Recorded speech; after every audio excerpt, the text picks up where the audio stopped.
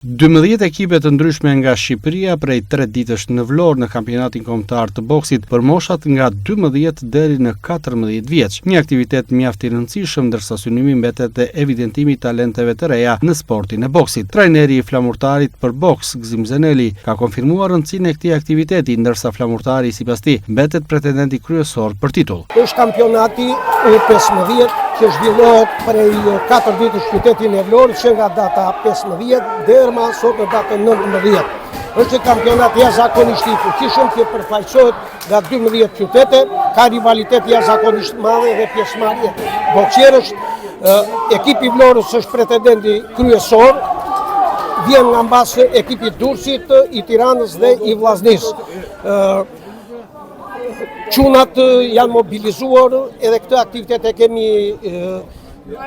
organizuar dhe zhvilluar dhe kemi marrë gjithë masat e duhura dhe nga ana e klubit flamurtarit dhe jemi marrë kryesisht me gjitha ciklet, zinxhir, se këta element që dalin nga ky kampionat shkojnë tek ekipet e U18 dhe patjetër pa ekipet zinxhir nuk ka sukses ekipi të rriturve. Vlora ka tradit tashti, është bërë tradit 10 qytetin e Vlorës që është në elitën e sportit shqiptar boksi. Moshat e reja prej 12 deri në 14 vjeç në një aktivitet me mjaft vlera për sportin e boksit, por kryesisht për evidentimin e talenteve të reja. Pjesëmarrja ka qenë e kënaqshme, ndërsa janë 12 ekipe të ndryshme nga e gjithë Shqipëria.